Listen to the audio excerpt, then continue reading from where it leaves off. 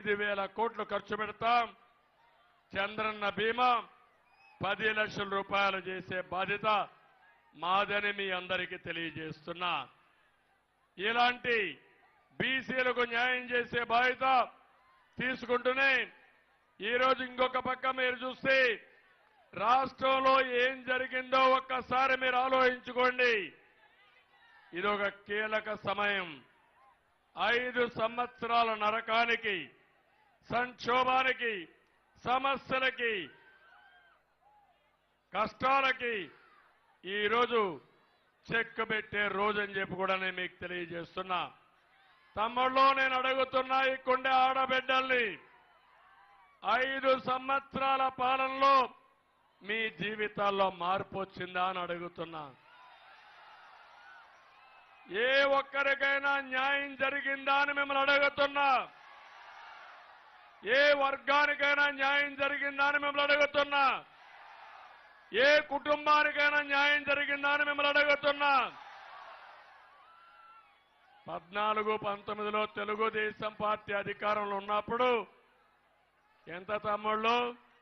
Current charge 200 రూపాయల current charge ఈరోజు ఎంత అని అడుగుతున్నా. 2,000 అవునా కాదా? ఎవరి వల్ల అయింది? ఎవరి యొక్క ప్రమేయం? అంటే 200 రూపాయలు 2,000 చేసి నేను హామీలను నెరవేర్చాను, 99% హామీలు నెరవేర్చానని గొప్పలు చెప్పుకునే ప్రభుత్వం మీకు కావాలని అడుగుతున్నా.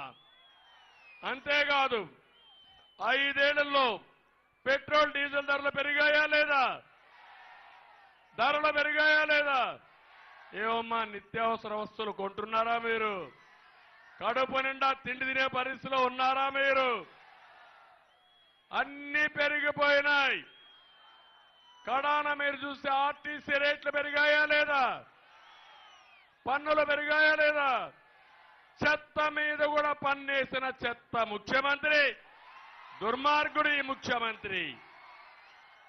అంతేకాదు ఈరోజు మీరు ఒకసారి చూస్తే విధ్వంస పాలన. తమ్ముళ్ళు, మా పిల్లలున్నారు ఇక్కడ. కోనసీమ అందాల సీమ, ఈ కోనసీమ. సినిమాలు ఏదైనా చూడాలంటే, అందాలు చూపించాలంటే మొట్టమొదటి చూపించేది మా పవన్ కళ్యాణ్ గారితో సహా అందరూ కూడా కోనసీమనే. ఇప్పుడు అంబేద్కర్ కోనసీమ. నేను ఒకటి అడుగుతున్నా ఈ కుండే వాళ్ళని, ఇక్కడ ఎవరన్నా చెడ్డ వ్యక్తులు ఉన్నారా తమ్ముళ్ళు అని మిమ్మల్ని అడుగుతున్నా. ఎవరైనా వస్తే మంచి నీళ్ళు ఇమ్మంటే కొబ్బరి నీళ్ళు ఇచ్చే మనస్తత్వం ఈ కోనసీమ వాసులది. ఎప్పుడో కాటన్ కట్టాడు ధవళేశ్వరం బ్యారేజ్, అవునా కాదా? ఇప్పుడు కూడా మీరు ఆరాధిస్తారు, అవునా కాదా?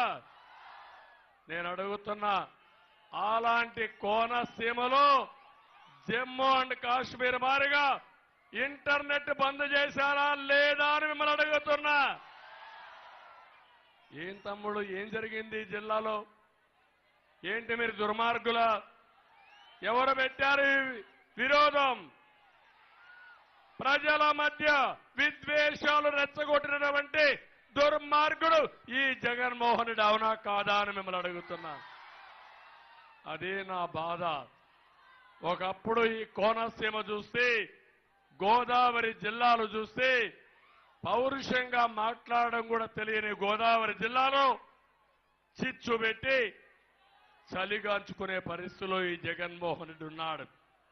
నేను అడుగుతున్నా, ఇక్కడ తమ్ముళ్ళో మీకు ఉద్యోగాలు వచ్చాయని మిమ్మల్ని అడుగుతున్నా. డిఎస్సి పెట్టారా అని అడుగుతున్నా.